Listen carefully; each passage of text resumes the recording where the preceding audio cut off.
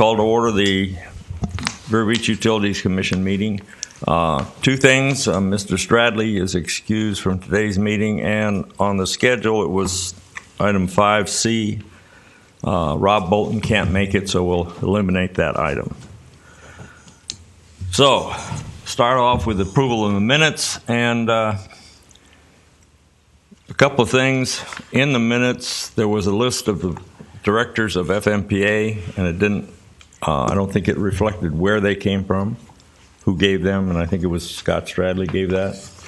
And there's also some 2 pages that Mr. McDermott put in that were not said that they were from him. So I would add that. If anybody else have anything, additions or corrections? Who was the author of the letter? This one? Mr. McDermott. I was. Yeah. Okay. The presentation, it wasn't. He was presented. It wasn't a letter. He presented it. He read it. Anybody else have any additions or corrections to the minutes? Otherwise, I'll have a motion to approve the minutes as amended, please. So moved. Second. All those in favor? Aye. Aye. Any opposed? So moved. So, with that, the minutes are approved. And we go to public comment. I don't see any public here, so I guess there's no public comment. And then we go to new business, and that is a summary of the preliminary electric system rate study results.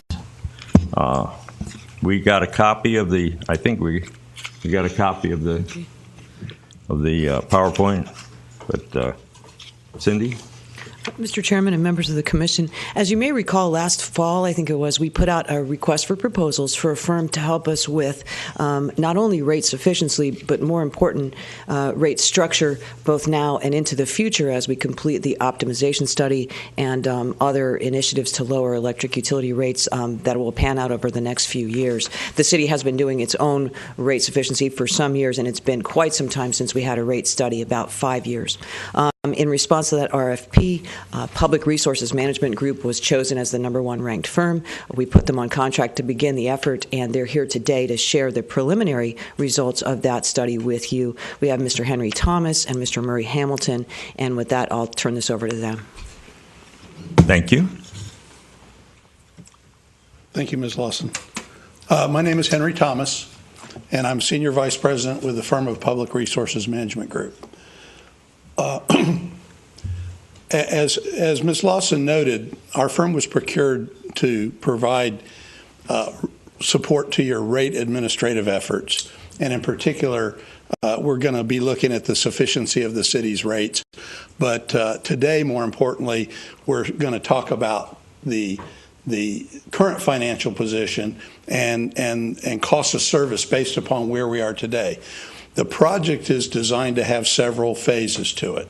In the first phase, we were to look at the current budgetary costs that are in the 15 budget and look in particular at the relationship between purchase power expenses that are recovered through adjustment clauses in your rates and the base rate cost recovery. In addition, we've done an overall cost of service which relates to the cost structure of the utility, and I'll get into that and what that means a little more.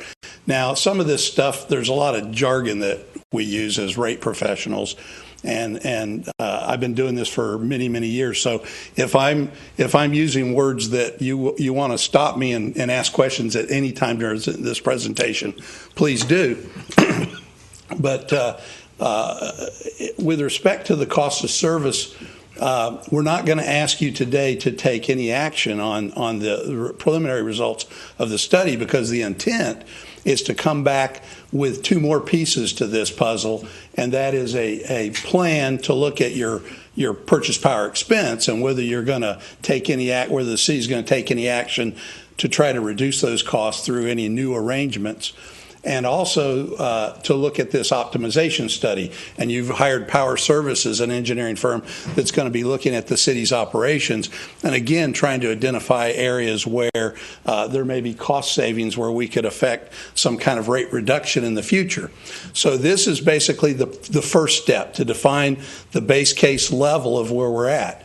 And of course, with respect to cost of service, depending on what new arrangements and new cost levels we factor into the plan, the cost of service could necessarily change as well, because those weightings of the cost structure may be different under a new arrangement than they are today. So this is to establish a baseline. The other thing we'll do and bring back to you is a forecast of business as usual over the next 5 years. We're working on that. And what that would say is if you took no action on your purchase power supply, and you did not find anything in the optimization study, what would rates look like over the next 5 years? What would they look like? So that's kind of the starting point that we've taken. We're also looking at miscellaneous service charges, and we're close to completing that effort. We've got the information to the city, and we're all reviewing it now. Those are those charges for various services that customers pay for directly, like connection of a new service or a meter. So we're reviewing comprehensively your rates and charges, and this is the first step. So we're going to talk about the existing financial conditions. We're going to look at the current year with respect to how you're currently budgeted to recover your costs, and we're going to talk about some options on how you look at that. And then, again, as I mentioned earlier, an important part of this exercise was to look at your cost recovery through the rate formula versus your cost. We were made aware when we came into this that the current adjustment or purchase power expense adjustment on the bill is actually lower than the cost that the city's been incurring. The reason you've been able to do this is because the base rates, if you will, those rates that were set in the study 5 years ago that were intended to recover the cost of T&D operations and administration of this distribution system, those costs have been lower than what's in rates, and therefore the city's been able to keep the power cost adjustment on the bill actually below cost. Had you been setting that adjustment at your cost levels, the city would be recovering more cash than they need, and that would be showing up in your balances on your cash. So from there, we talk about in terms of how we would look at this so that it fits the rate recovery formulas as they've been filed with the PSC, and what adjustments we can make to ensure that those two pieces are transparent. That's the idea, is you want to have transparency between your cost segments. And then finally, we'll talk about what cost of service looks like. I'm going to share with you briefly, since this is the utility committee, this committee does need to get into this, briefly what we're talking about when we refer to cost of service study, and then what those results show and what the implications are. So existing condition, you've decreased your, for lack of a better word, I'm going to call them city operating expenses for the T&D system by about $1.5 million annually on average since we did this study last time. Some of that's come in the area of operating expense. Some of the reductions have come in the capital area, and over the last 5 years, when we finished up the last rate study, the electric utilities cash position was very weak, okay? And I'll leave it at that. There wasn't a lot of money in the reserve funds. But over the last 5 years, you've obtained a cash position that is acceptable and is a strong position. You've paid off some debts early with some cash that you collected. Your current debt service coverage margin, one of the things that drives our view of what your revenue requirements are for your electric utility system is you have some outstanding debt. And in that debt, there's covenants that relate to the flow of funds, what takes precedent. You have to pay your O&M costs out of revenues. Then next up is debt service. Items like transfer to the city's general fund, that's after payment of debt technically. So the bondholder has a coverage requirement, and what they're looking for is its gross revenues minus operating expenses. That's the money available to pay for debt. We divide that by the annual debt, and that multiple, that percentage, is the debt service coverage ratio. Well, right now your coverage ratio is running about 2.5 times. So that being said, what that's saying is the internally funded capital and the transfer are roughly 2.5 times greater than the annual debt. That's essentially what that's saying, because the items that we pay after debt service include the transfer to the city's general fund and any internally funded capital. So you've got a strong coverage ratio. That's well in excess of the minimums. We don't plan to minimums, but really coverage isn't a revenue requirement. It's just a compliance check that we do. And then right now you've got a total of about $30 million in cash reserves on the system. Now what we focus on are the unreserved cash reserves, and that unrestricted amount is about 17 million, or about 80 days of operating expenses, and that's where we'd expect it to be. Now, again, your last base rate adjustment was October 2011, and since that time, the power cost adjustment has varied from a low of $60 to a high of $76.50 per megawatt hour. It's currently set at $69.50 in the current billing period, as estimated for the budget year. And the amount that is in the base rates as we established them is $0. Okay, so right now your costs are actually running in excess, at least on the purchase power side, of what we're recovering through rates. However, the base rate that was intended to recover the city's internal operating costs is in surplus. So what the city has been doing is they've been managing the total cash balance, and they've been doing a good job. So when they set their power cost adjustment, they're not looking only at the power costs that they're incurring, but they're looking at the cash flow from the base rates as well. And the reason is if we had gone back and done an interim rate adjustment, let's say a couple of years ago, we would have lowered the base rates, and therefore you would have seen all of the purchase power costs being flown through the power cost adjustment. The way it's been managed, and it certainly is working, is Ms. Lawson is managing the cash balances, so she doesn't set the purchase power adjustment higher than it needs to be to maintain cash. So she's allowing the base rates for now to subsidize that purchase power cost adjustment. Now, when you look at this cost structure that goes into rate making, there are a number of costs that are fixed. There are costs that are variable or energy related costs. And the purchase power adjustment is made up of a combination of those costs, whereas most of your city costs are fixed expenses over the short run. The budget as established is balanced, as we would expect. And based upon that, your current purchase power adjustment, I'm going to refer to it as, or purchase power factor, is about 12.2% under collected.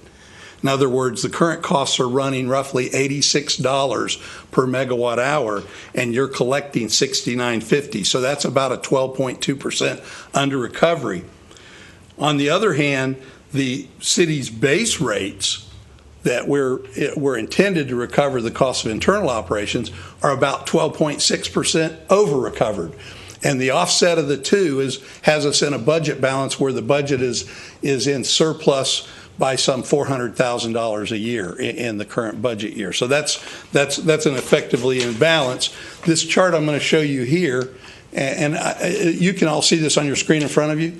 Okay, the first column is the total annual cost from the budget versus the revenues, and that's showing that your revenues were approximately $92.1 million, costs at $91.7 million. That's the $400,000 surplus for the budget year. Now, when we look from that total column on the left, then we go to the right-hand column. The middle column are the costs that should be included in base rates, and it's the city's distribution costs and non-fuel power production costs. And that's, for example, a cost that may change significantly as we move forward and look at other alternatives. You may not have any more non-fuel production costs if you shut those generating units down, which is certainly an option that I know you're considering. So, but if you look at that, the base rate revenues today are producing $42.4 million in revenue, whereas the costs are only $30.8 million as budgeted for 2015. That's a surplus of $11.6 million in base rates. If we go over to the purchase power cost side, based on the $69.50 power cost adjustment, the annual revenues are $49.7 million. The annual costs for power are closer to $86 per megawatt hour. That's $60.9 million. That's an $11.2 million deficiency, or 12.2% of the purchase power cost. So the $11.2 million deficiency and the $11.6 million surplus netted together generates a small surplus for the budget year of $400,000. So that's where we are today in terms of that recovery. And the reason we want to keep track of this in two separate buckets is ideally we want a mechanism where we can measure what we're charging on the power cost side versus what it's costing. And the notion is we shouldn't be making a margin on our power costs. We should pass those costs through to our consumers at cost. So this gives us some benchmarks to measure that against so that we can ensure that only those purchase power costs that are incurred get passed through. And in fact, the formula as filed with the Public Service Commission even allows you to true it up. In other words, if a given period we set it slightly higher than the costs that were actually incurred, let's say during that period fuel costs decline, cost of gas comes down, that we can then recognize that difference and take it into account in subsequent periods as a true up. And this is fairly normal fuel and purchase power cost accounting for utilities, for electric utilities, to have these true up mechanisms in there. Again, it's important though to be able to identify the two pieces before you can do that. So what we're doing now is we had them identified 5 years ago, but because of the fact that the base rates were over recovering and the city did not undertake a revision to the rate structure, the city's been managing again those purchase power costs and collecting less because they're recognizing the over recovery in base rates. Wasn't originally intended to pay for power costs, but without reducing those base rates, the rates would be even higher if we fully collected the purchase power through the power cost adjustment clause. So that's something we are going to ask the city, the city to fix. We're going to ask the council to go ahead and we're going to ask for a rate adjustment that's going to first address that one single issue and fix it. And we'll talk about that in a moment. Again, in combination, the base rates and the power costs that are budgeted and built into bills at $69.50 are together sufficient. When we look at the pieces, that's where we're going to make some adjustments. So what we're going to ask you to do is, because we don't have the results of the optimization study yet, or we don't have the city's decision on where you want to go with power supply yet, which we believe in combination may result in lower rates, we're going to ask you to take an approach that will lead this first pass, that will place the power costs where they belong in their proper bucket, reduce basically technically the base rates, but leave every single bill revenue neutral. So anybody who gets a bill, until we're able to reduce rates, this reorganization of these costs is not intended to have a dollar impact on anybody's bill right now, because again, we believe that the cost structures are going to change under the new arrangements that are identified, and that's really where we want to look more closely at the rate and how we recover each piece of it.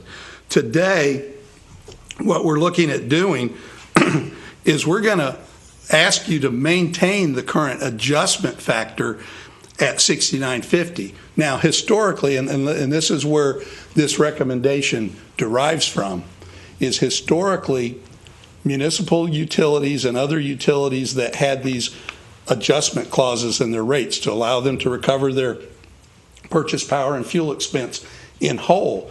Those that had those, what we used to do is whenever we did a cost of service study, we would have rolled that up, that entire amount up in the rate, and we would have set it at $86 a megawatt hour and put it in base rates. And therefore, the amount of the adjustment on the bill to start out with would be zero. And then as costs rose, let's say next year, we'd have a small adjustment. Well, why did we do that historically? Well, nobody liked the idea, especially think about when these adjustment clauses were introduced, when fuel costs started rising rapidly in the late 70s, utilities realized that the rate process was too slow to keep up with what was happening to their fuel costs. And many utilities back then were burning oil. So oil prices were rising, they were losing money. This idea of an adjustment clause got incorporated into the regulatory compact of how utilities recover their costs. But we didn't want to have people focus on that part of the bill. So again, we would do a rate study. We would set the rate to fully recover fuel with the notion that going forward, if fuel was a little less or a little more, we'd adjust around that. Now, that evolved into, and particularly in Florida for the IOUs, that's not very transparent. How much fuel's in the base, how much fuel, there's a better way to do it. Well, we'll take the entire amount and put it on a separate line item. Okay? And that's what we attempted to do last time in your rate study, so that the amount of purchase power expense was intended to go through that portion of the bill. And the base rate, the amount that was there to operate the distribution system, was to stand alone as a separate charge in the bill. As I said, they've sort of been commingled in terms of cost recovery to avoid over-recovering costs and because you didn't reduce base rates. So what we're going to tell you is a real quick way to fix this so that at least our accounting of this is correct and it's more in keeping with what we told the state of Florida how we were going to do this, is we're going to ask you to adjust the formula where we recognize that $16.50 in base rates, we're going to recognize it as purchase power expense in our formula. And that way the bill doesn't change, but we're recognizing that in our rates that the power cost is truly $86 and not $69.50. So, and I'm going to take you through that a little more. But one of the other things we're going to talk about as we move into the 5-year projections is we're going to look at how you're funding your capital. We're going to look at some alternatives there of how you're funding your internal capital. Right now in the 2015 budget, you've got about $3 million of internal capital. In future years, it's actually a little lower than that, and we'll be looking at that because, again, part of this, we're also going to look at operating expenses, and obviously there's inflation out there, and I know most of my clients haven't given a lot of wage increases to their public employees in recent years, and I know that's not sustainable forever. So we're going to look at what happens. We're going to look at what happens when we take into account projected operating expense increases and our capital funding plans, and come back to you and say, okay, without a purchase power arrangement change and without these optimization study factors, here's what the rates need to look like over the next few years. And again, as you can see just from the last 5 years, things can change a lot. Now, what's changed this time has been cost reductions. And I think you've seen a major amount of cost reductions within the city's operations. And I know there's not a large amount to happen in the future. Probably the best chance we have to reduce our costs going forward is our purchase power supply arrangement, obviously. If we go to the chart on page 9, this is what I'm referring to when I said let's change our accounting of this purchase power adjustment, if you will. At the top is the existing clause that we have filed with the Florida Public Service Commission. And it basically says that the power cost adjustment is based upon the sum of fuel consumed in the city's units, any purchase power, fuel, and transmission costs associated with your jointly owned units, and any other power arrangements such as OUC, less any interchange sales that you might have out of your existing units if you do sell any on the market out of the existing units. And that amount is in the formula is FM, and that's divided by the sales for the period. And that's where, if you do that currently, based on the budgeted costs and the projections of all these expenses, is $86 per per megawatt hour. What we're suggesting, in order to properly recognize that the costs are $86, is we're recommending a formula where we take that same cost divided by sales minus $16.50. That's the amount that we're subsidizing the purchase power adjustment from base rates. So we're just going to say in our formula, that's in base rates right now. We're not going to move it. If we move it to purchase power cost today fully, then I can't promise you a revenue neutral impact. That's the problem. If I take that $16.50 and I start moving it to rate classes, because the classes are different. Some have demand charges, some don't. I get a couple of interesting impacts. One is not everybody's bill will be neutral after we do it. And two, the demand customers have a block in their energy charge that this increase would make them go negative. And we can't have that. So the easy solution for now is to acknowledge it. Acknowledge that the power cost adjustment doesn't fully recover the power cost, and acknowledge that the base rates have some power cost in them the way we're managing the system right now. So that we would file this change in the tariff for now, and then anyone who would look at how we set our power cost adjustment could see that we've recognized the full cost of power in our tariffs, and it would be, again, transparent compared to the way it is now, because now you have to do a little digging to get to that point. With this formula set this way, it's pretty clear what's going on. So that's what we're going to ask the council to do as a result of our initial review, is deal with getting the power cost accounting corrected. And then as we go forward, we'll look at rates and such, and how that affects us. Next chart just basically summarizes the revenue neutral adjustment. Under the existing rate in the left-hand column, it recognizes that the power costs are $86 per megawatt hour. Then the amount shown on the bill separately for these costs is $69.50. Then we come down and look at the city's costs as budgeted for 2015 for distribution and non-fuel production costs is $40.40 a megawatt hour. However, the average revenue being recovered for those expenses is $56.90, and again, that results in a bill of $126.40. Now, if we make this small change to the formula, all we're doing is acknowledging that in the right-hand column, that $86 is made up of $16.50 included in base rates, $69.50 shown separately for the same $86 total, and then the non-production costs of $40.40 are met by the existing base rate of $56.90 less the amount that's included in fuel. So again, the bill of $126.40, and in fact anybody's bill at this time will not change if we do this, but we are acknowledging again the correct accounting of the power costs. I know that's a little subtle. It's not a big deal, to be honest with you. If you did nothing the way you're managing it today until we can get to the meat of the issue, which is can we reduce rates, I think if you did nothing, that would be okay as well. But this just makes it a little more correct than how we're doing it. Again, when I say we could do nothing, because strategically that's working. Cindy's done a good job managing the cash flow, but she would like to get the buckets in the right place as well, the dollars in the right buckets. So even though she's been doing it and making it work, she would like to see this change made because it makes, again, the accounting a little clearer. If you look at the next set of tables, and I don't know if I need to go into all these in detail, but this shows, if you will, the breakdown of the charges by customer class. So, for example, in the existing rate, the 0 to 1,000 charges 4.61 cents, and then above 1,000 is 7.23. Okay.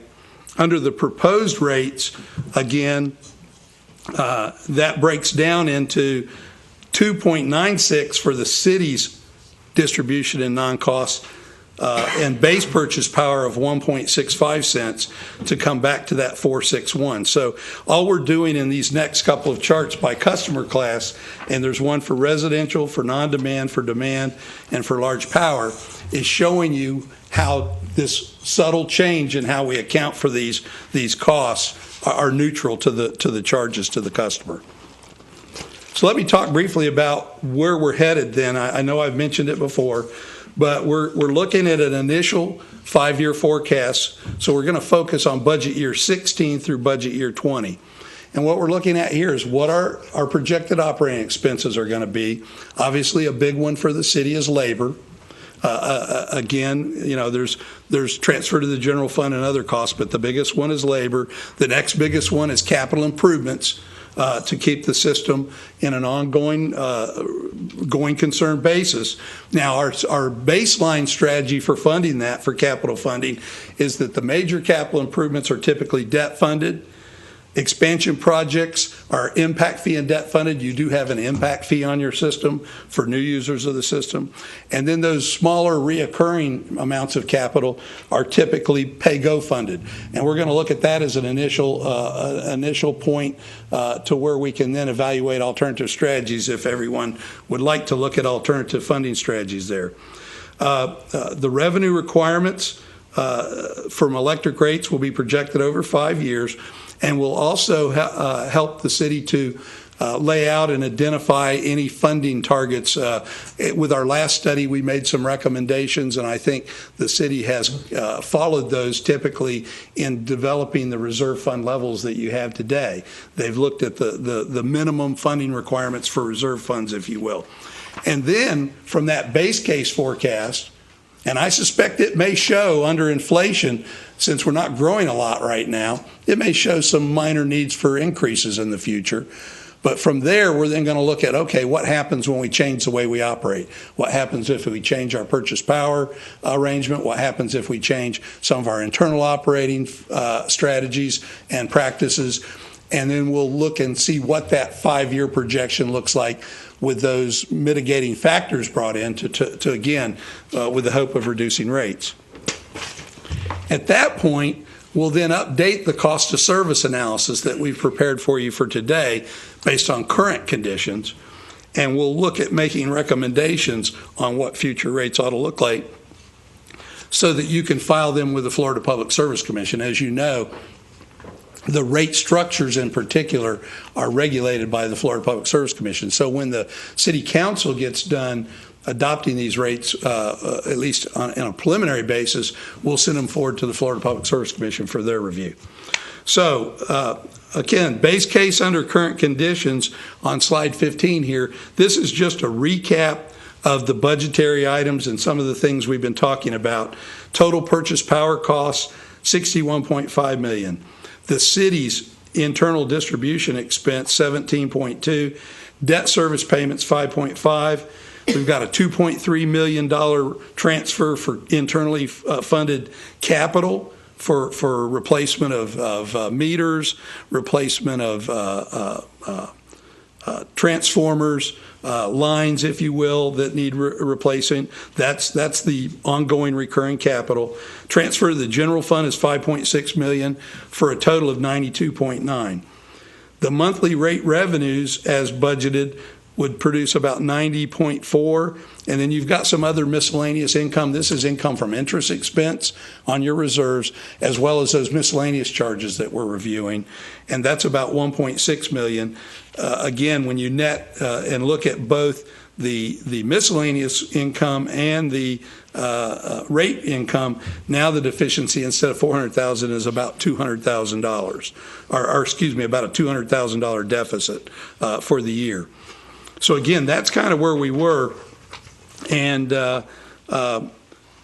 from here, what we did was we did a cost of service study. So I'm going to talk to you about cost of service studies, and this is really, I think this committee has to bear with me on this one, because this really is at the heart of rate setting, and this is where it may get a little bit jargony. But basically, the idea is there's two goals here. One is to set rates that meet the city's needs. We're doing that. The second is to set rates that are fair and equitable based upon industry practices and methods that the Florida Public Service Commission accepts, that we refer to as a cost of service study. Now, basically what a cost of service study does is it takes those expenses in the budget and tries to identify, one, the nature of them, whether they're fixed or variable, or what kind of function they serve. Is it a meter or a service in front of a home, or is it a transmission line, or is it a power contract? They all serve different purposes. So what we do is we take the budget in a line item way, and we identify these costs. And the steps for the cost of service study, the first step, we talk about classifying the expenditures into fixed capacity related. That would be the labor to maintain the T&D system. In the short run, that's fixed. We can make some changes, we can make budgetary changes, but once we have a staffing level set, that's pretty well fixed. Then we've got fixed customer related. That's the meter reading function, that's the customer service function. And those, again, those costs do not vary with the amount of sales once we've established a staff and a budget level. And then finally, the variable or usage related costs, those are the costs that change as consumption changes. So as folks use more or less energy, those energy related costs vary. So we start by putting the costs in those categories, and then we allocate them to customer classes. So in your water and sewer system, we allocate costs to the different meter sizes and such. In electric, we identify customer classes, and traditionally in Florida here we have residential, we have general service, everybody that's not residential, non-demand, which is a smaller customer. Then we have general service demand, okay? And then finally lighting are our major classes. So let's talk about what we're doing there. With respect to residential and general service non-demand, all the charges, whether they're fixed or variable, are basically recovered through two charges.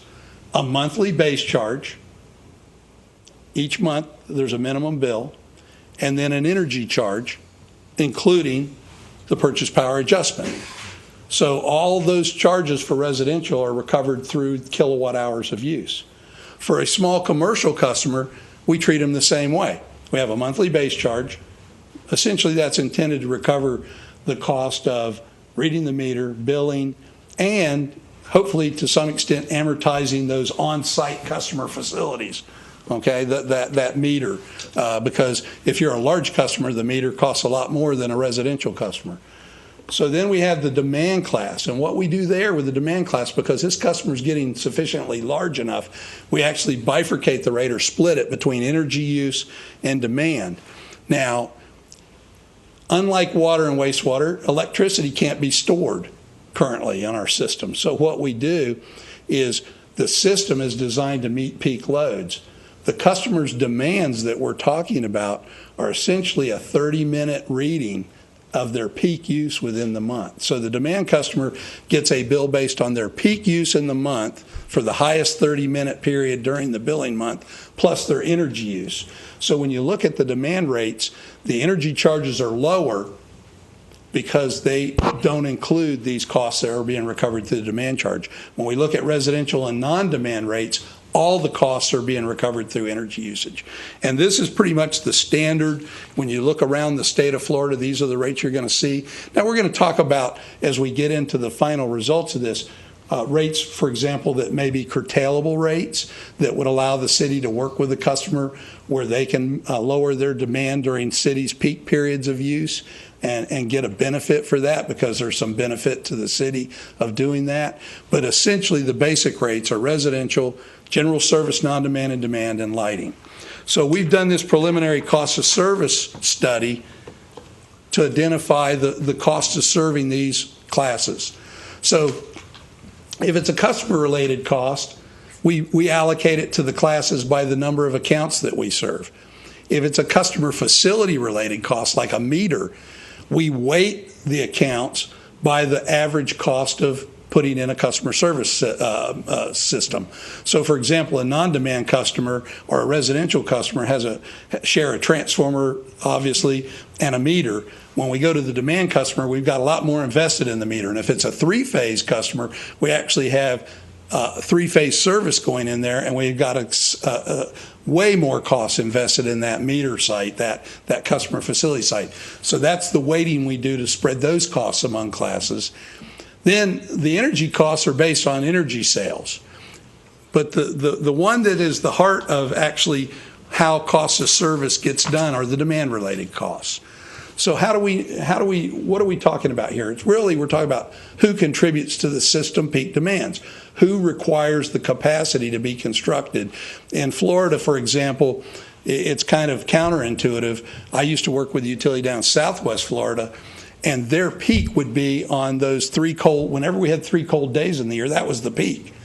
And it was literally lasted for only a couple of hours, and it was a huge increase in demand. And it was driven by the fact that in that utility's case, they didn't have any, all their heat was based upon baseboard heating on a furnace with basically an electric heating element in it.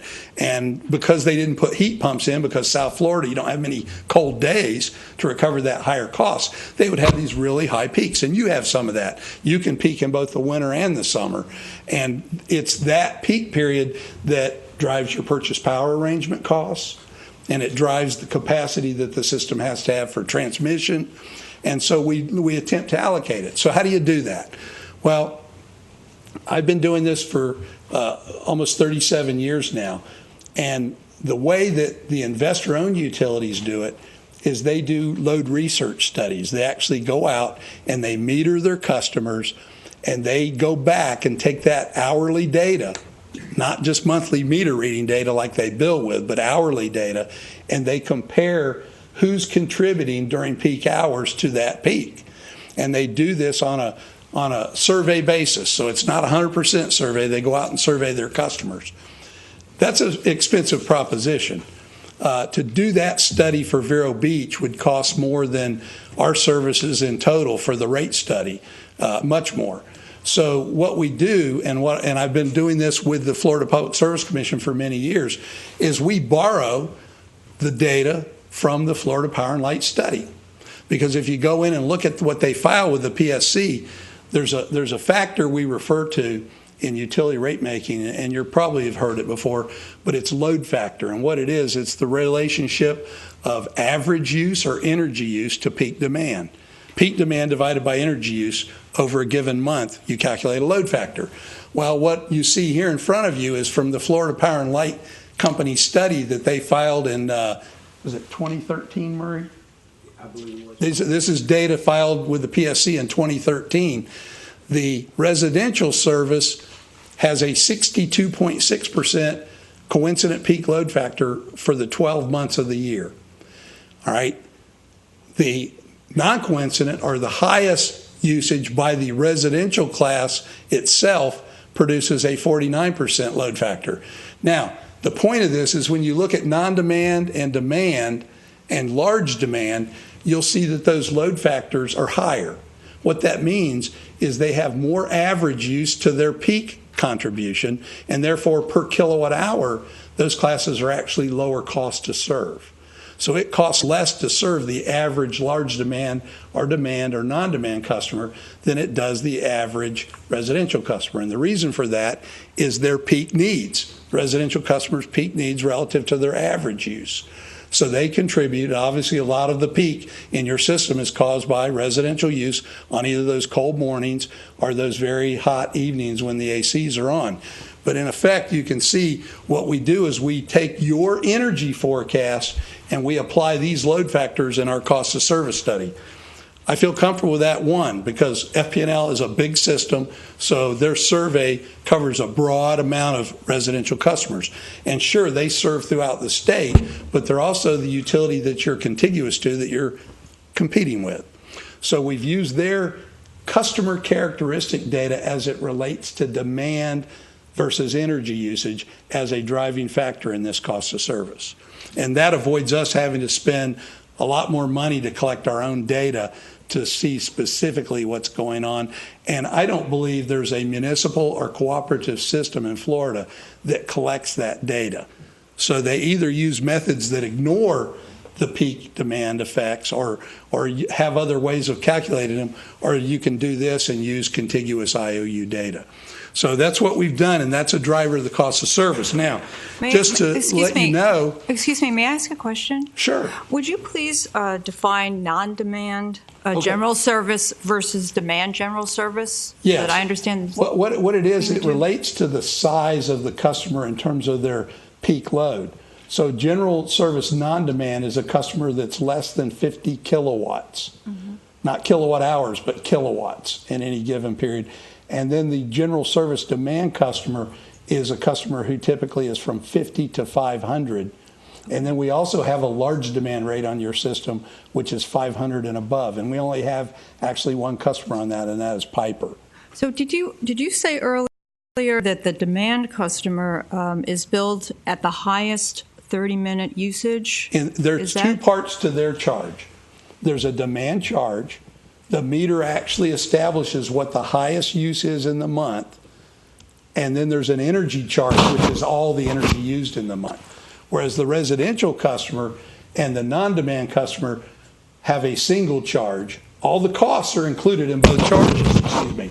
But it's not cost effective to meter small customers' demands. Okay. And what about the non-demand then? How is that billed versus the demand? The non-demand is billed similar to the residential. It's got a monthly base charge and then a pure energy charge.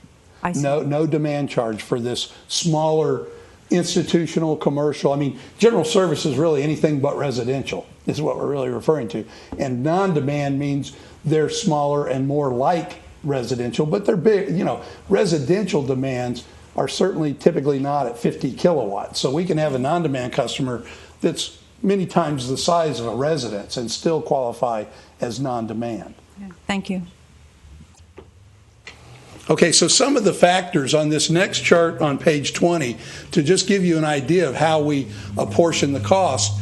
If we look at, we said customer-related costs for billing and such are really a function of the account being there. Well, 83% of the accounts are residential, 14% are general service non-demand, 2% are general service demand. Ms. Moss, not many customers on that demand rate, obviously.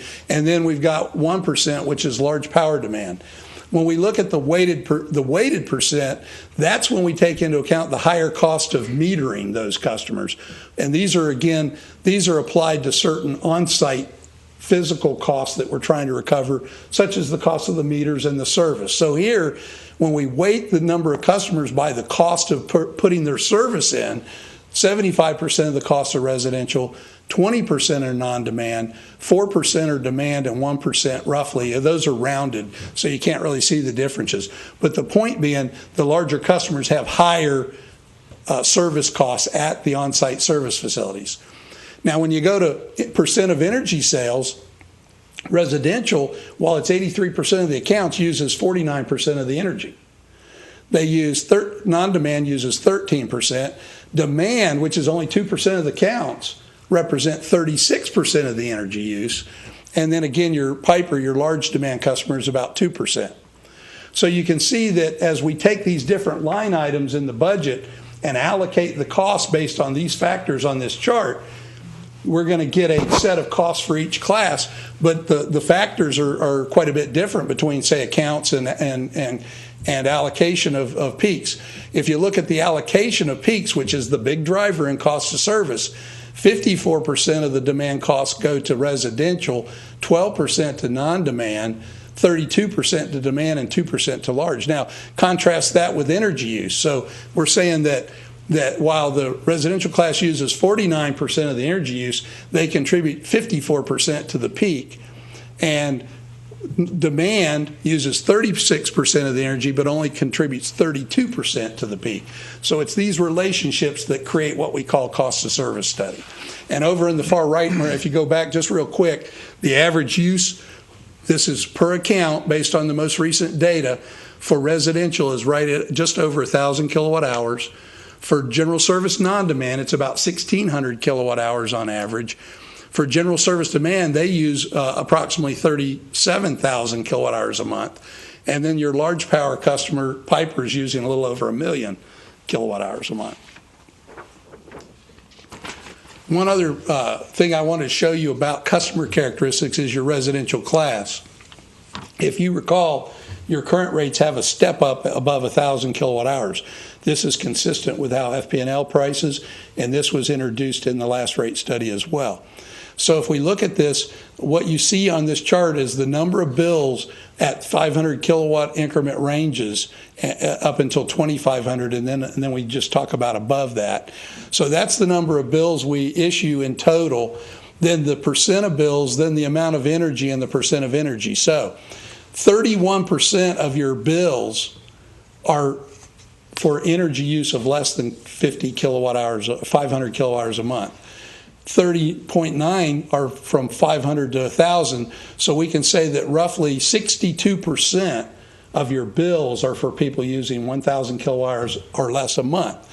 Now, if we go to the energy use of that same 31% of the bills or 100,000 bills, they only use 8% of the energy in that block. So the block between 0 to 500 only represents 8% of the energy. When you look at the above 2,500, you've got 23% of the energy use. So the large users are certainly using quite a bit of energy on this system, but this is just to give you the characteristic of how your residential customers relate to usage level. So when we do the base case cost of service based on the 2015 budget, we've got total allocated cost to be spread between the customer classes of $90.4 million. And I told you we went through this first step where we identified how much were customer related, how much were customer facility demand.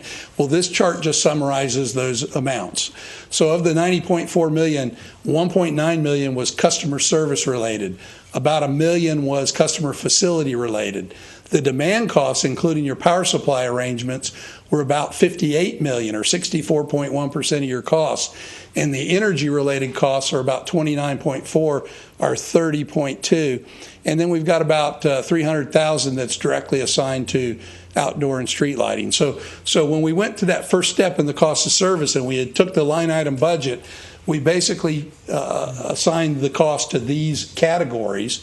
And then based upon those dollar amounts, that prior page we looked at, go back, Murray, one more, where we had the different factors that we applied to these different cost categories. And the result, no, the one that showed that. So we took the costs in those categories of customer, weighted customer, energy, and demands, and these are the factors we use to spread them to customer classes. So then if we go back and say, okay, what is the outcome of this exercise? Again, this is the base case. Total system requirements, $90.4 million. Residential revenue, $46.2. General service non-demand, $11.8. General service demand, $31.3. And outdoor lighting, about $1.1 million. So then if you look at how we allocated the costs based on cost of service, that's the second line. So we dealt with the same $90.4 million in costs. However, what it showed is residential needs about $47.7. General service non-demand is about 11.3 or 4% less. General service demand about 30.3 or 3% less. And then the next line just shows you the existing average revenue for the class versus the calculated average revenue if the class was assigned the full cost of service. Now let me say this about these results. One, if you follow what I've been telling you, this is an exercise based upon allocating costs. It's not a definitive answer. It's an analysis. And we've borrowed data from our contiguous investor-owned utility, which is what we did 5 years ago when we set your rates. The cost structure 5 years ago was different than the cost structure today. If we went back and looked at those buckets, if you will, those categories, it's going to look different. Moreover, FP&L's load research data was updated from the last study in 2013. So there's been some changes.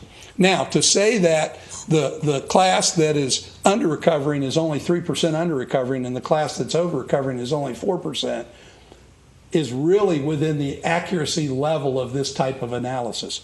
If we told this to the Florida Public Service Commission and said, let's say we wanted to reduce rates or increase rates, either way, we want to do it across the board based on these results, they would accept that. Because what they're concerned about are large inter-class subsidies that aren't fair. This is hardly large, and it's within bounds. That being said, when we have the new power supply arrangement and the new budgeted revenue requirements based on the optimization study, we're going to go through this same exercise and see what that new cost structure would look like with respect to cost of service. And then the council can decide what they want to do about rate level adjustments, if they want to go to pure cost of service or if they want to make some adjustments. Like I said, Fort Pierce, we work with the city of Fort Pierce. They've been doing across the board rate adjustments now for the last decade without actually truing their rates up to cost of service. So again, these are really good results in my opinion. We're aware of a study that JEA did on their cost of service, Jacksonville Electric Authority. Well, their swings were far more significant than these differences that we're looking at. And again, this is the test that the PSC would use to say, are you charging rates fairly? I'll be honest with you, 30 years ago when I started in this business, most municipal systems actually did charge FP&L rates for their residential class, but they charged non-demand customers and demand customers a huge premium to be able to do that because their costs weren't dollar for dollar competitive at that time. But they basically forced the issue. And with the regulation of these systems for cost of service, that began in 1978 with the Public Utility Regulatory Policy Act, and all the municipals and cooperatives in the state signed on to a consent order to say that the PSC will make sure that we can determine the revenue requirements in our jurisdiction, but the PSC will be responsible for reviewing how we apportion those to different customer types to ensure that it's fair, to eliminate the political rate making that was recognized at that time, where commercial customers were heavily subsidizing residential. Your rates don't reflect that today, and they haven't in a while. So that's where we're at right now, okay? So in summary, based on the way Ms. Lawson's been managing the system, your combination of your existing base rates and your existing adjustment at $69.50 is sufficient and no adjustment is required. However, if we want to more properly account for the fact that the base rates are subsidizing the power costs in the rate structure, we can make that a simple change right now by changing the formula for the power cost adjustment to recognize that. And that's the second finding. Then we will be back to you shortly with the 5-year forecast that includes updated projections based upon any new arrangements that the city identifies in the coming months. And then finally, along with that, we'll bring back not only rates, but the miscellaneous charges for different kinds of services that we provide that aren't the responsibility of the monthly users. And we'll update the cost of service study and bring you back a proposed set of rates for the future. But this is where we are today. So, questions, please. Does anybody have any questions? Thank you for your presentation. I don't see that it really is very difficult, and there's nothing really we have to propose to the city council at all, since you can make that adjustment yourself, I assume. The council will need to approve the tariff. If we make that adjustment, we'll file it with the Florida Public Service Commission. So we would ask them to approve that before we did that. It would require a resolution with those updated sheets attached. But are you going to do that now, or do you want to wait for the next presentation?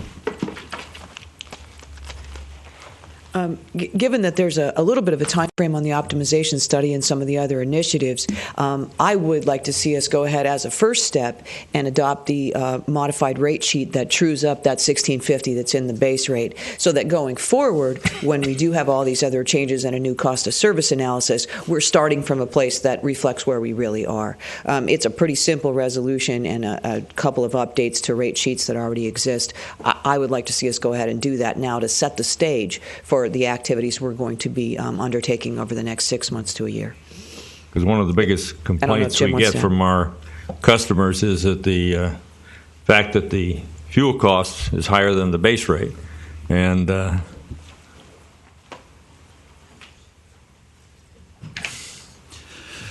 That's exactly right. And what we're trying to do is, through this process, make it a lot more transparent, if at all possible, showing what our contract for power purchases are. And as Henry said and Cindy agreed to, and we will actually change the title on the bill itself. And so, because we have a lot of calls that come in and say, well, gas went down, 10 cents per gallon. Fuel? Why is it my gas going down? Why is it my fuel charge going down on the bill? When in fact, the fuel part component of it's a relatively small thing compared to the purchase power. And especially when we get out of the power generation business, which I foresee in the relatively near future, then the fuel will be a very, very small component. So I guess what we'd really like is if the Utility Commission could endorse that action, then we would take and prepare the resolution for the City Council. Okay, do you want to also change this from metering and fuel costs? You want to put that in it? Title change? Title change on the bill? I think we can do the title change without. Okay. That wouldn't be. The other is really the adjustment of numbers, which does require council action. Okay. Are you planning to include an explanation for the customer for the changes? These changes will appear on the bill. Is that correct? They really won't see a change on their bill. They won't see a change on the bill. No, the change will be more internal tracking. Oh, I see. There won't be the numbers won't change. It'll just be the title change. Yeah, will that be confusing to see a title change? Here's the point I think about I think the title change that you're talking about is really to make it clear what we're talking about. Right. Because if you look here, you mentioned that they're saying the fuel's bigger than their base rate. Well, the power costs are 67% of your budget. And that's where all the money is in the electric business, is in producing power. But what we call it right now is fuel adjustment, which is very confusing. Well, because that's where it was sold. It was a fuel adjustment that had to go up and down as the fuel costs went up and down. That's right. And so they think it's only fuel. And it's not. And that's what they've begun to. And so we're going to have to change. You got to have to educate a lot of people. Yes. And again, because back when you first put these clauses in years ago, City of Vero Beach produced all of its power. So the adjustment really was tied to fuel initially, and that's probably when it got on the bill. Now, over time, you've changed that adjustment formula to reflect the fact that you're now purchasing power, and those costs can change. So rather than having to redo a whole rate case, you can pass them on through the adjustment clause. So we're just trying to clean up the understanding of it, hopefully make it better for people to understand that it's not just fuel costs. That is correct. And the other very, very important thing, this is a zero-sum game. No one's bill will change at the dollar amount of the consumption pattern. So that has nothing to do with it. But as we are negotiating, what you're going to hear next, as we negotiate a new power supply contracts, which encompasses our operation of the power plant, obviously that number is going to be a little more fixed going forward, which this movement will really help us adjust to that when these contracts get put into place. Okay. Any other comments from anybody? But on the bill, the categories are going to change. The total amount of the bill is not going to change, but the categories will change. That is correct. The price. But the numbers won't. It'll be that number, that and that will change, but here won't change. Your price per kilowatt will not change. I got a bill here. So essentially, it's the first line says electric service meter. And then the second line is electric service fuel costs. So it'll say electric service base rate and then electric service. The only thing that will change is where it says electric service fuel costs, it'll say electric service purchased power.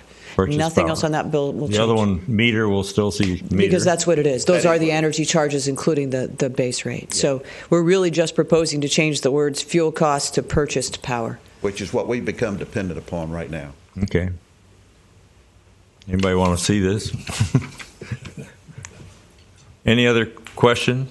No, I was just asking, though, do you think you need to explain that to people, or do you think that will be self-explanatory? That's all. Yeah, that's what my question was. Yeah. You know, I mean, you're going to get a lot of phone calls. Our customer service people will end up explaining it to some people, but they may actually end up explaining it to fewer people than we explain to right now that the fuel cost is not a fuel cost. So, certainly we could put some sort of an informational thing in the bill, but honestly, I believe that the number of people that call will probably be about the same number of people that call right now trying to figure out why it says fuel cost when it's not. So, one of the things we have with fuel, people relate buying gas at the gas station. And when you had all this fluctuation going on, that's where we really got the calls. Now, generally speaking, and this probably is about 85%. I'm only asking because they're not going to call me. They're going to. Yeah. That's why I'm asking. As Cindy says, it really will probably reduce the number of calls because you actually have it labeled. The other thing is probably 85% of the customers, there's only one thing they see on their bill, and that's that bottom line. And we also try to respond to that because a lot of people who take water and sewer plus electric plus our garbage pickup, they look at that bottom and say, oh my God, my garbage bill's $200. Well, some of that is water, some of it's sewer, and some of it's their garbage being picked up. So we do, and so that's standard in our customer service responses, but we really believe this will be much more of a clarification than anything. Sounds good. All right. Well, somebody want to make a proposal that we...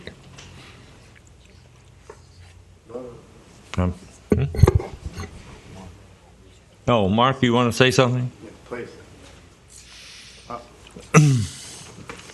Mark Mucher, 617 Indian Lilac Road. I've got a quick comment and I guess some questions, but my comment is that I'm totally confused. And this, I think changing the second line item on the bill from power cost, or from fuel cost to purchase power cost will help, but I don't know whether that makes me more or less confused.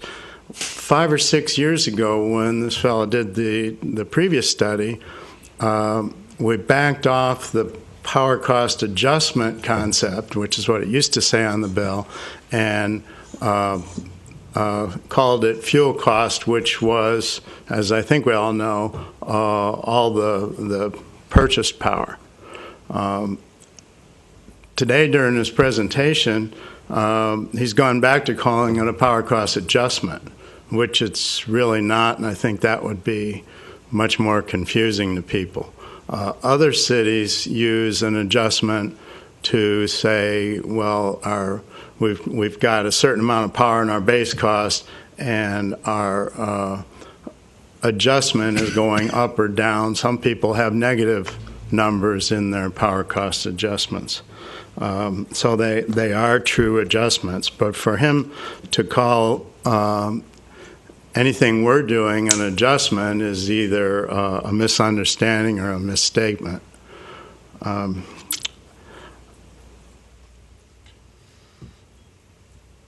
right. Well, actually, what you would like to do, you just give one figure.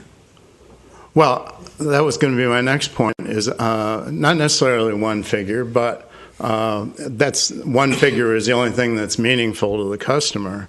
But it would be nice, as Jim said, if we could redo our bills, and I don't know whether that's under the purview of his project or not, whereas electric is subtotaled, water and sewer is subtotaled, and then we've got a garbage line. And as some people, a lot of people have suggested to me we do that, and also a few have suggested that we have a line item for transfer to the general fund. In other words, we've got base fuel cost of so much, purchase power of so much, and transfer to the general fund of so much of your bill. That would be clarifying, but I think probably embarrassing to the city, so it won't happen. Well, I don't think actually the transfer to the general fund would be a pretty small number on each person's bill, because you got so many bills and you got them 12 times. Well, it'd be $6 or $8 a month, maybe. Yeah, I mean, it wouldn't be very much. Well, it's not much, but it's identified.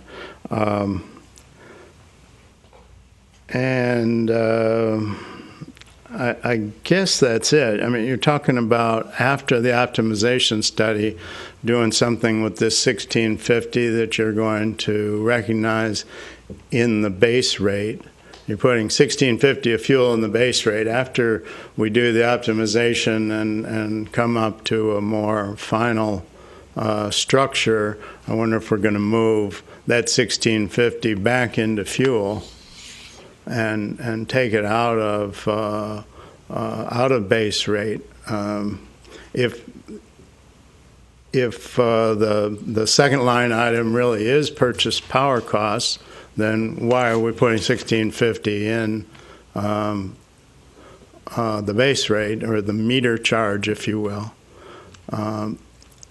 Because that has an impact on your utility tax. If we move it out of the base rate, the utility tax will go down and the income to the city will go down. But that's, again, is a small number, but they're all numbers. And we want to be accurate. Cindy, utility tax, that's on everything, right? That's on the first, on part of, on the majority of the base rate. Yeah, go ahead.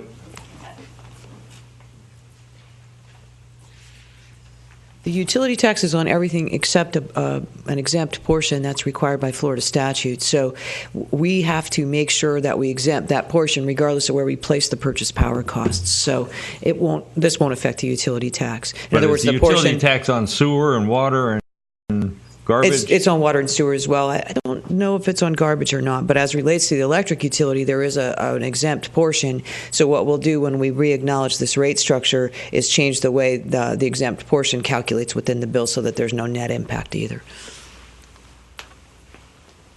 Just a point of clarification, are we paying utility tax on fuel charges then, or purchase power? There's an exempt portion of fuel charges that remains the same no matter what. Okay, so it's on both line items, less whatever is exempt. It's the other way around, I guess. We're only allowed to charge utility tax on a fixed portion of the fuel charges and on everything else. And so what we have to do, you also, right? What is actually the 30? Any real 30. base rate can have utility taxes on it. So we're required to establish an exempt portion so that the amount of purchase power costs that we charge utility tax on never goes above an amount that was established by Florida statute in 1973. So every time that purchase power cost adjustment goes up and down, there's an exempt portion that automatically backs down the amount that utility costs or utility tax is charged on to be the same fixed amount no matter what. So that's a requirement. So even if you... Real quick, this is a complicating factor because it is directed towards the fuel component. And even in purchase power expense, there's fuel costs, and we see those on our purchase power bills. So what the law said is back in the 70s, when you had oil prices increasing dramatically, is they capped it to the fuel cost as of October 1973. So the expectation was as if fuel costs continue to rise, local governments would not get a tax windfall based on those fuel cost increases. So what Cindy has to do is she calculates the bill, and then she has to adjust it so that this exempt portion is removed back to the fuel costs. The only thing that gets removed is fuel costs today that are higher than October 73. Everything else is taxable. So that's a calculation that's it doesn't lend itself well to reconciliation by what we show on the bill, but it's something that's done internally. So that if your utility tax was 10% of your bill today, you know it's wrong because it should be less than 10% because of this exempt fuel. So unfortunately, it's just a little more complicating factor to figure a bill out. And I will say that also our last study didn't recommend any changes to the bill. We haven't been involved in that. I'm not sure if we were using purchase power, why we went to fuel at that time, if that's the case. I understood it. We've been saying fuel for many years. So again, I don't really focus on how you render the bill, but the rates themselves. So, but again, the reason we're recommending we leave a portion in the base rates today is so that this result is revenue neutral for now till we get a chance to really investigate lowering the rates, because it doesn't make sense. And I would say if you don't want to do that, do nothing and leave it the way it is for now. But to pull it all back out again has some complications to it that I don't think we're ready to address. Okay. Any other question? Are you ready to make a motion to approve this or not approve it? Which way? Somebody? We need a motion to approve the moving of the 16.5 to, or The second bullet, he's going to give you the last slide. No, the last slide. The second bullet is essentially the motion that we're looking for. city wished to operate by moving the 16.5 or recognizing that 16.5 in the base rate is included in the base, in the purchase power, base purchase power is included in the base rate. So I'd say the motion would be, we recommend the city update its purchase power adjustment clause to formally recognize that $16.50 per kilowatt hour in base purchase power is included in the base rates. That's what you want. That's the motion. Okay. And Cindy, you knew these numbers by yourself? I mean, before we did any study? As Mr. Thomas pointed out, before we did any study, I was managing to the total cash requirements of the utility. So I had a rate sufficiency forecast that if I adjusted the purchase power cost that we had in the system, I knew that we had enough total revenue to cover total expenses. But that was the reason I knew we needed a professional study to figure out how much of the purchase power costs were being subsidized by the base rate. And so that's what these guys have undertaken. I mean, it kind of had become clear when you looked at the formula that we were paying more for purchase power than $69.50, but how this all played out in terms of cost of service was a big part of the reason we initially commissioned this study. The last one's 5 years old, and things change over 5 years. So you remove the $16.50 from one category to the other category, and things change again, you're going to still have to adjust to make sure that you got enough revenue to cover the costs. At the end of the day, we always have to have enough revenue to cover costs. I think what we're saying is rather than make a big change right now, let's just right now formally acknowledge what's going on right now and wait for those other changes till we make the changes we're intent upon with regard to purchase power and lowering of costs, so that instead of making a bunch of changes and a bunch more later, we kind of do it all at one time. But if we're looking to eventually reduce the charges to the client, to the customer, wouldn't it be better to wait to do this for when we do that, after we do the 5-year study and after City Council comes up with some ideas to reduce? I think this sets the stage for that. I think we have to start by acknowledging where we are before we can move on to changing the stuff in the future. This gives us the template to fix those numbers into as we do our power supply renegotiations. So in other words, what we're doing is we're setting the template that allows us, when we get those new numbers to come in, then we will follow up on our cost of service study and then probably redesign some of our rates. For example, is the 1,200 the proper thing for residential, where we step up in the class and this kind of stuff. And then, but this template will allow for all that fundamental change to take place without changing the purchase power arrangement. And more simply, if I could, very simply, it means that we're acknowledging right now that purchase power is $86, not $69.50, so that when we begin having a conversation about how our modifications to these contracts will lower the cost of purchase power, we're comparing that new cost to the real cost now, $86, and not the $69.50 that doesn't really mean anything. I mean, I think that's probably it in a nutshell. Let's start with where we really are now, so we can have a meaningful conversation about the changes that we're contemplating. Makes sense. All right. I made the motion, or I read the motion. We have someone propose it and have a second. George, Yes. you're make the motion. We accept the recommendation. Okay. Any other comments, or shall we vote? You ready to vote? All right. All those in favor, say aye. Aye. All those opposed? All right. It carries. All right. I guess next you want us to skip A and go to B and update the work on reduced electric costs. You ready? Oh, yes, sir. Okay. I was just trying to crib the agenda and see Well, you see were. whether I was up or not. Well, we can have you. We can always change the agenda. Yes, sir. Good morning, everybody. Glad to be back. Morning. You all know who I am. Well, you and- better just say it just for the record. Robert Scheffel Wright. I go by Chef, and I'm your outside utility specialist attorney. I'm speaking to you from a memo that was distributed to the mayor and council and you all back in February regarding our discussions with OUC. And to give you a preview of the bottom line, we're going to ask you I will ask you at the end of this presentation to recommend to the council that they authorize us to move forward toward negotiation of definitive agreements with OUC. So with that in mind, what we did was Mr. Harrington, Bill Harrington over there, William H. Harrington, with 40-odd years of utility experience in Florida, does a lot of work in bulk power supply for a number of municipal utilities in Florida, and fortunately now he's working with us as well. We evaluated 4 potential power purchase cases. Stick with the existing OUC PPA, accept OUC's October 20th offer, which was for significantly lower capacity payments, but keep the contract in place through 2029, give OUC an option to buy our St. Lucie output pursuant to a PPA, and some other terms and conditions I think you've heard before.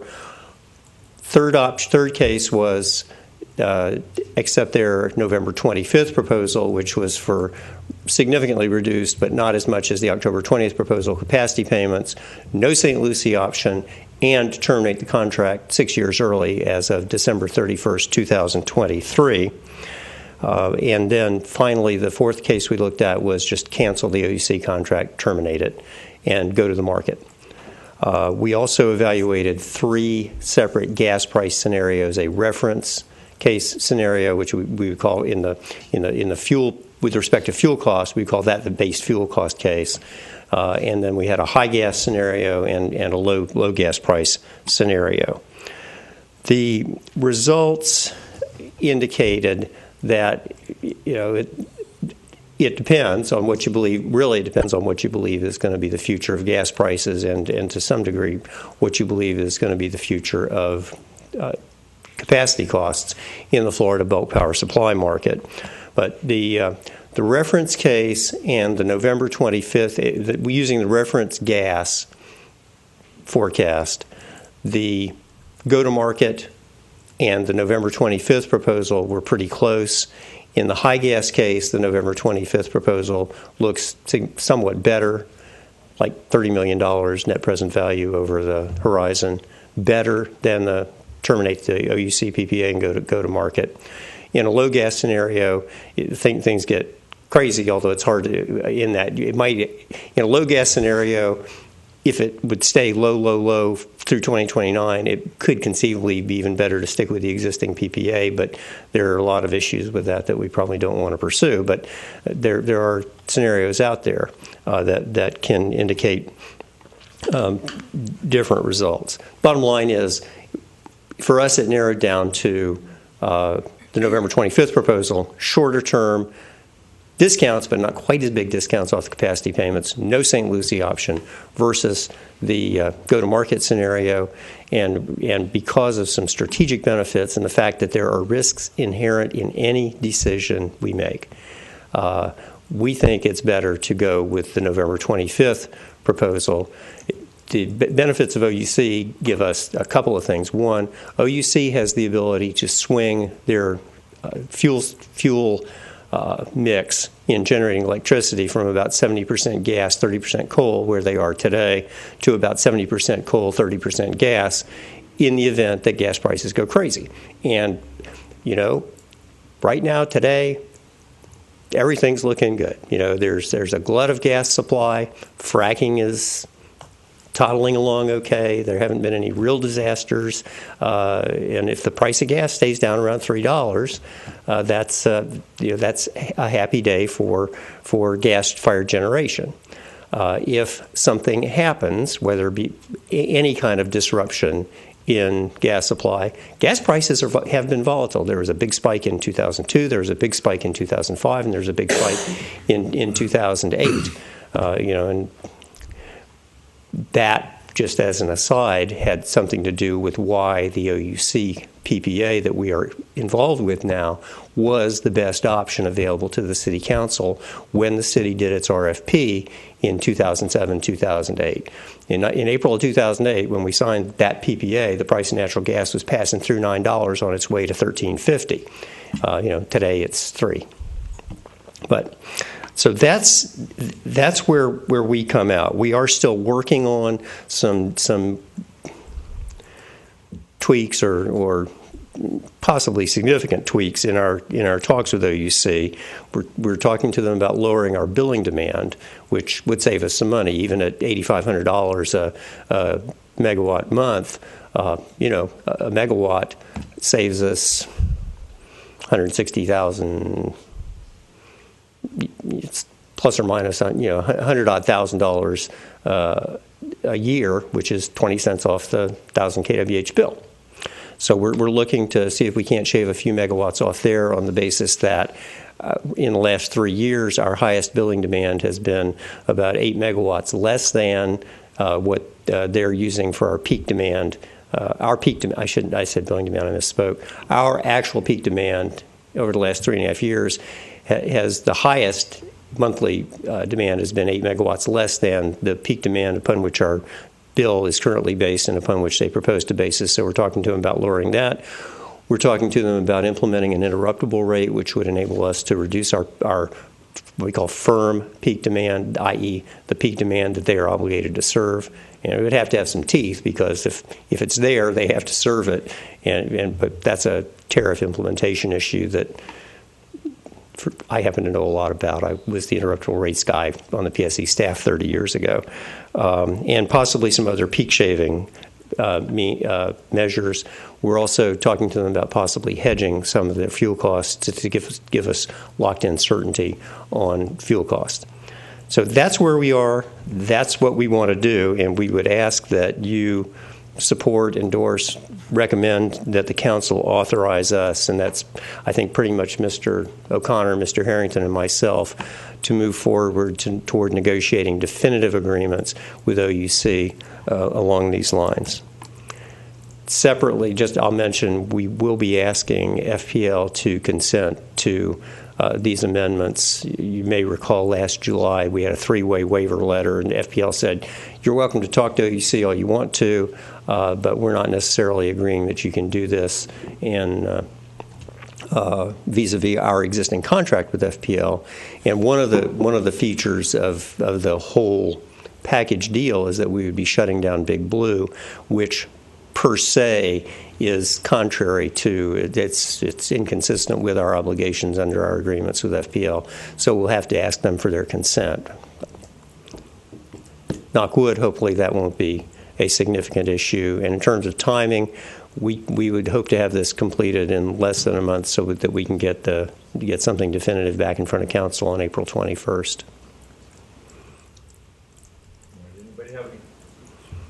Anybody have any questions? Chef?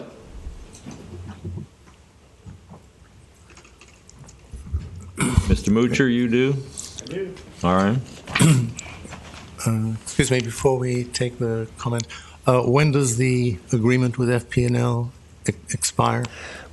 By its own terms, unless we mutually agree to terminate it or something else happens, December 31st of next year, 12/31/2016.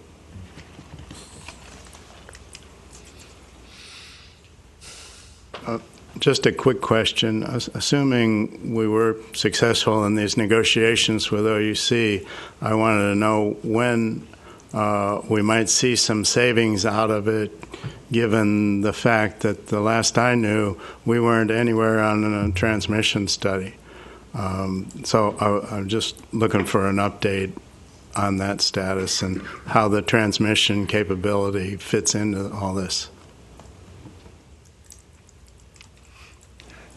Regarding transmission, there are two transmission components to getting the power from OUC to us. The first is getting the power from OUC's generation resources over OUC's transmission facilities to the delivery point, which is the interconnection between OUC and FPL.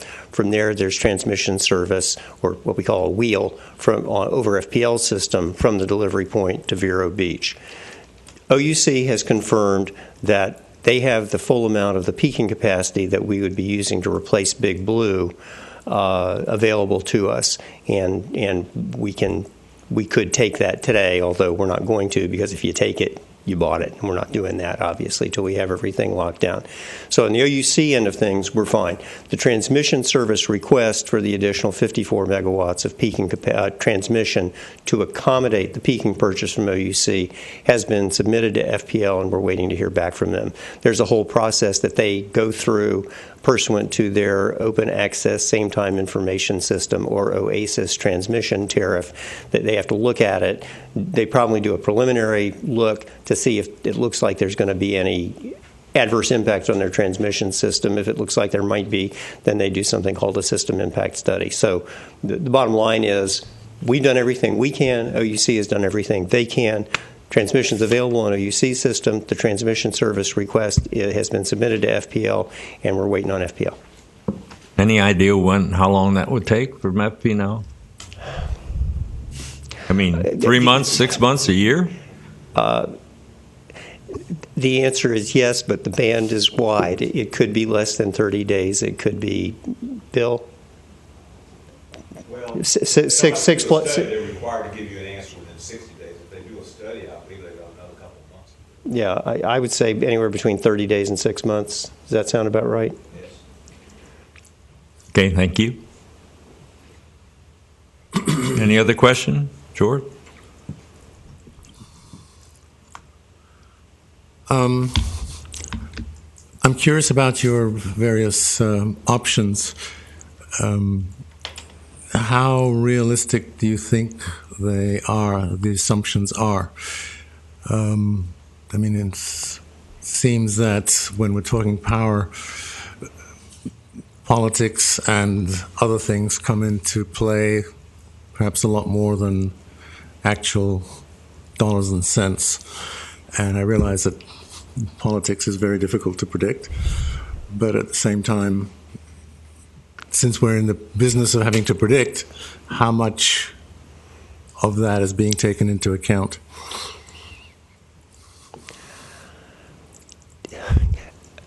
That was a general question. I'm going to give you a general answer, but I'm happy to talk about any specifics you want to pursue.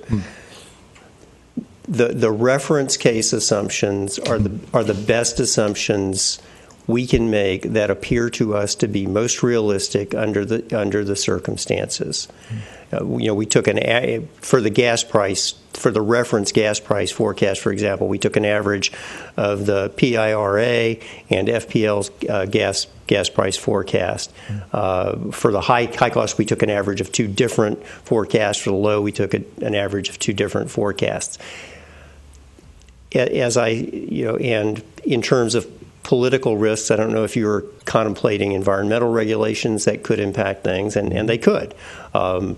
This whole carbon regulatory system, the EPA rulemaking, is sitting out there, and we don't know exactly what that's going to do. The BACT, Best Available Control Technology standards applicable to coal plants, are sitting out there. All I can tell you is we have asked OUC, look them in the eyes and say, are you guys planning to spend significant additional money on Stanton or Stanton 2 for environmental upgrades? Stanton 2 actually doesn't need them. Stanton 1 is the Stanton 1 is potentially at risk for big, mid nine figures investment. They say we have no intention to make any such expenditures. We have asked OUC. We have asked FMPA, do you intend to issue any new debt associated with the Stanton project? Answer, no. Things are what they are, and politics are what they are, and we don't know. There's also the potential judicial / legislative / political risk that something might happen either in our legal proceedings vis-a-vis the county and the town or in the Florida legislature. We haven't reduced these issues to writing yet, but I had a face-to-face, straight-up conversation with OUC's general counsel, and we have conceptual agreement that there will be some provision in whatever agreement we would sign with them that would provide that in the event we lose a big chunk of our load due to legislative or judicial action, we will, both parties, either party, will be able to mitigate that through appropriate amendments to the PPA. That's the real bottom line. We're not sure exactly what form it would take. We brainstormed a little bit, and we're not 100% sure. But we have a conceptual handshake agreement that if that happens, we'll be able to mitigate our impacts vis-a-vis the rate floor that's in the OUC proposal. I mean, I'm happy to talk about anything I know anything about, so far away. Was any consideration given to any other options, such as the city making provisions or encouraging reduction in power usage among its users? Yes, sir. And specifically, that's one of the things we're still trying to talk to them about, and that's the idea of the interruptible rates or other peak shaving operations, for example, possibly using our diesel generations at the water plant, the wastewater plant, or other facilities to shave our peak demand. We are definitely considering that as a means just to reduce our billing demand. Okay, thank you. You bet. Anybody else? Well, I'll entertain a proposal that we recommend to the City Council that they go ahead with Chef's negotiations with OUC. And do I hear such? I guess I already proposed that we accept it. Do we have a Okay. second? Second? Chef? Yeah.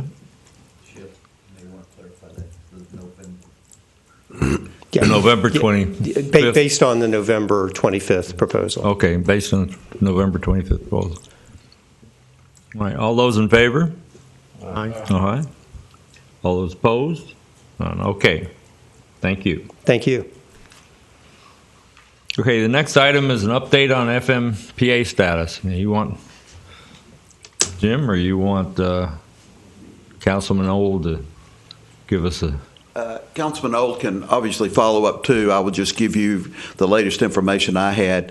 Obviously, we've had the draft report from the Auditor General. We've had the response from FMPA. Now we're waiting for the final audit to come out. It's my understanding once that audit comes out, it will be referred to the Joint Audit Committee in Tallahassee for final review and whatever they do with it up there.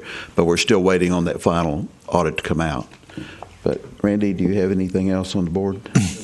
Well, I've been thinking about what Randy said about the people that are on the board, that they're very intelligent and they know how to run, and he doesn't know how to run a power plant.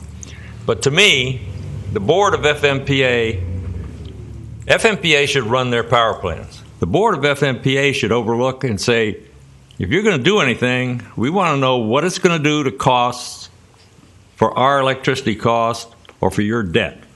And really, that's about it. They shouldn't be getting into the running it. And as such, they ought to be city council elected officials from all those cities and not the people that we have today. And I think we ought to write a letter to all the city councils and tell them that that's what they ought to do. Randy Old, 935 Seagrape. There are two points of view on it. One is that city council members like me turn over quickly and don't really get an understanding of FMPA, and that it ought to be utility managers. And no, it shouldn't be utility managers. It should be elected officials. And that's the rub. I think one of the things that I've asked to do is to have an independent management consultant come in and say, is there some other way to do this?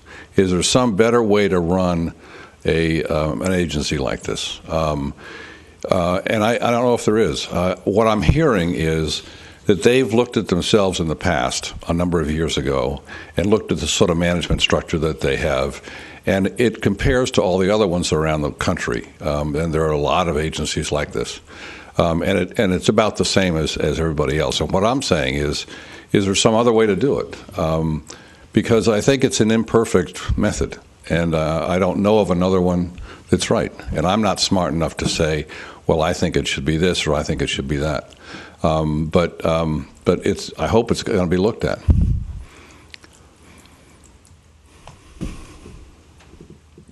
Well, I've had my say. Anybody else? Nick, you. All right.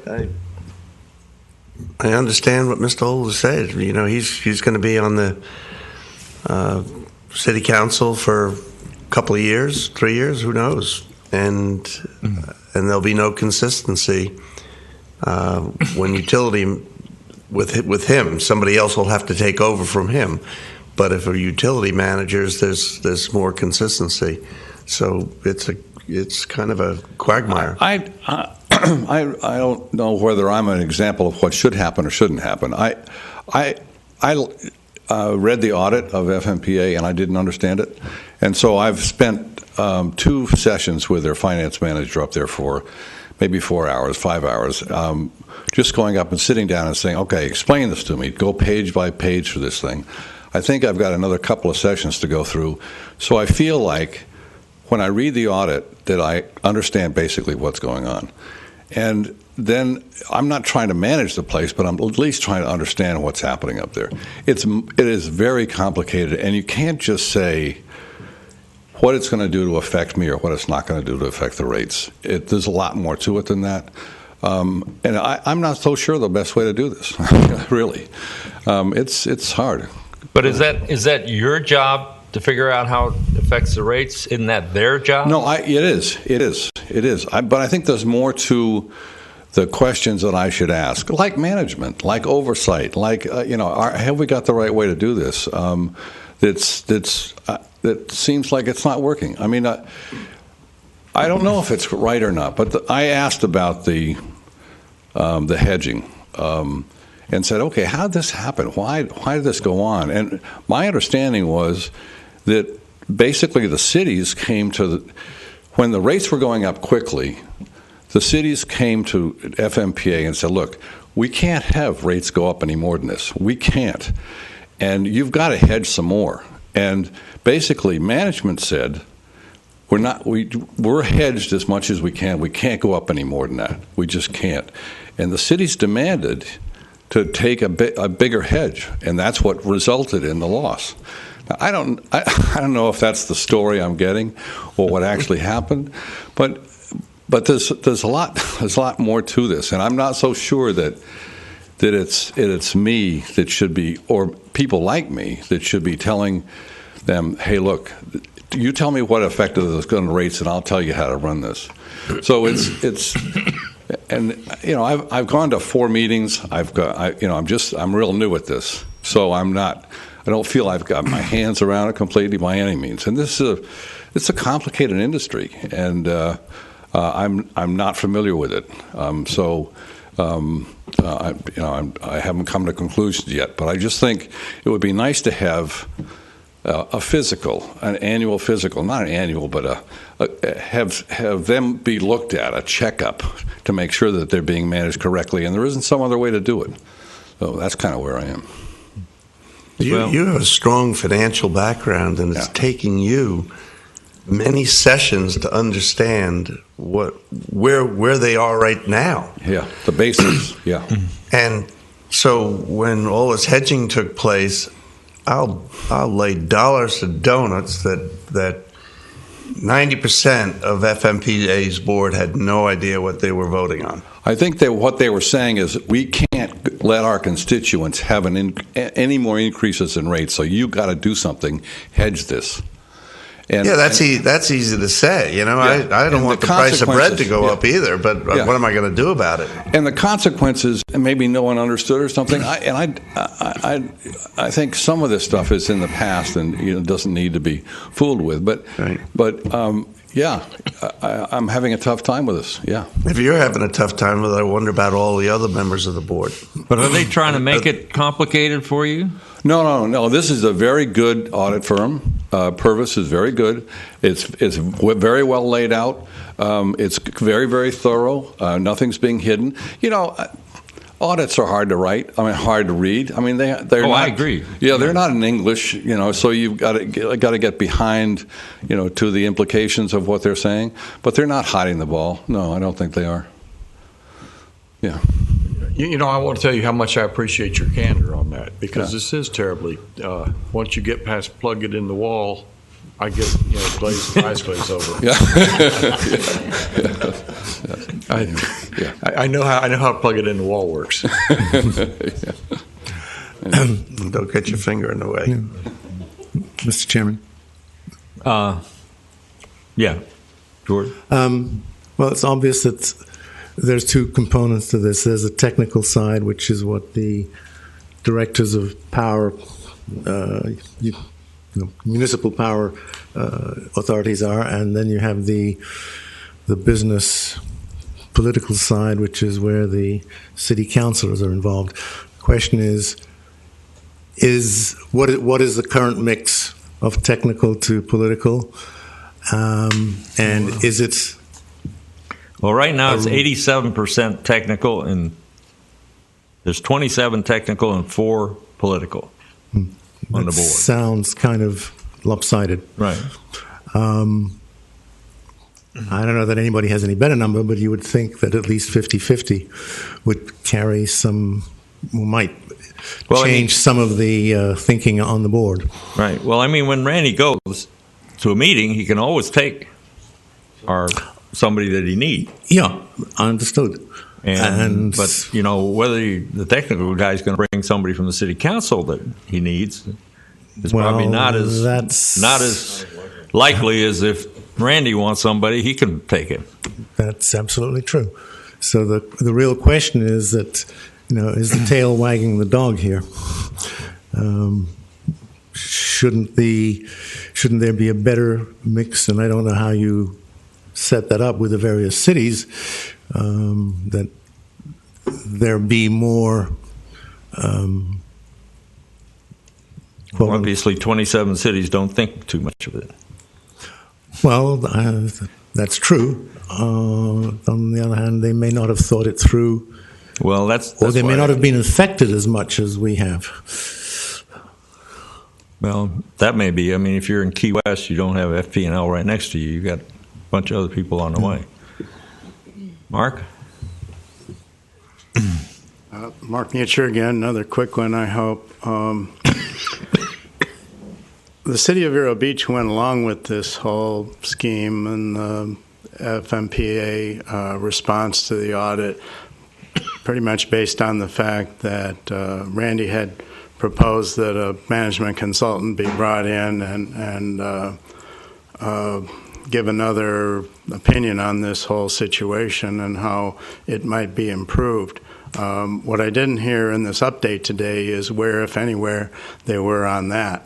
There was a couple stories in the Press Journal, and what I'll call an FMPA apologist wrote that, they had decided to do that and in fact had done it. And I said, no, they said they might, and don't hold your breath. So I'm waiting to hear for when they're going to vote on even the first step, which would be a request for proposal, and when this whole process might get started. And another comment, I think Richard alluded to it, was that they say they've done something about the hedging and so on and so forth, but we not only have the Taylor swaps coming up this fall, but I heard there were 40-some other swaps out there that are still active and may have been done since the change. Some of them may have been done since the change of management. So we really need to do something to rein them in before we get into a worse situation. A friend of mine always says, when you're in a hole, quit digging. And I think we need to pay a lot of attention to that. Thanks. Randy?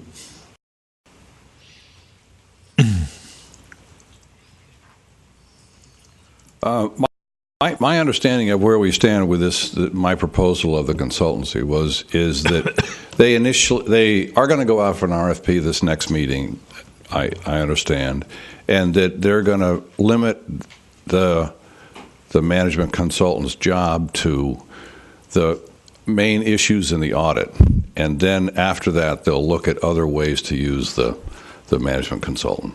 How about getting rid of their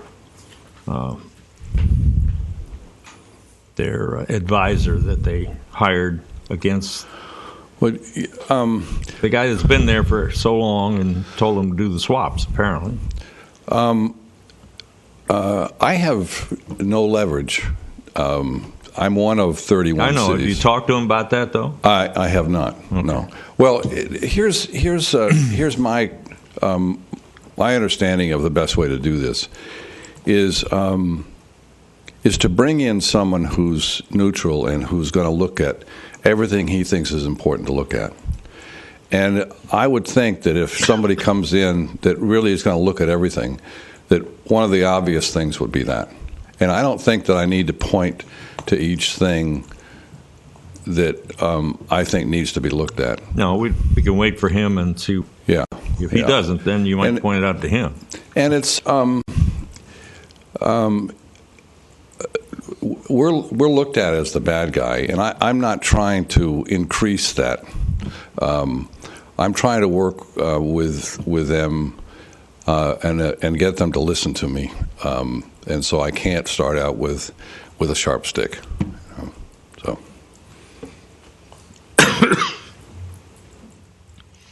Any other questions from anybody?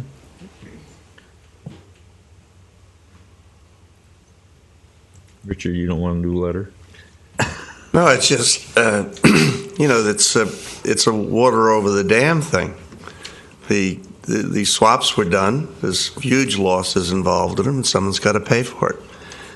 How that gets unwound, it probably doesn't. I mean, swaps are not a bad thing. Hedges are not a bad thing.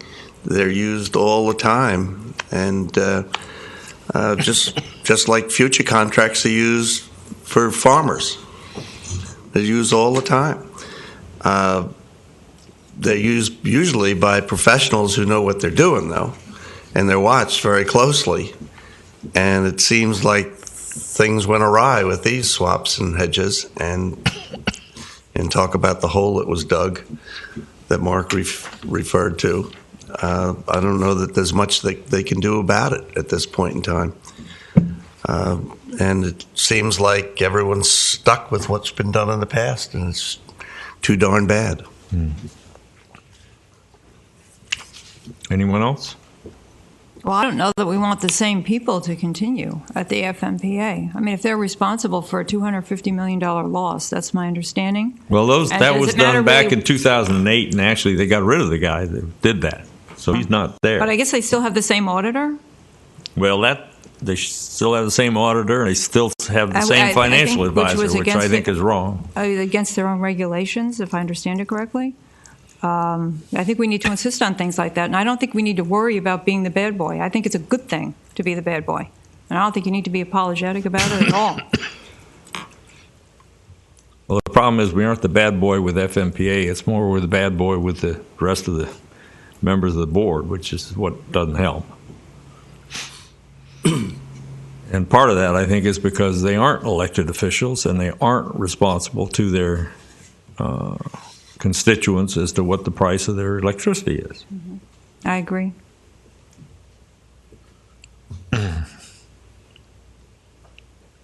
All right. If there's nothing else on that, I don't have any matters. Does any member have a matter that they want to bring up?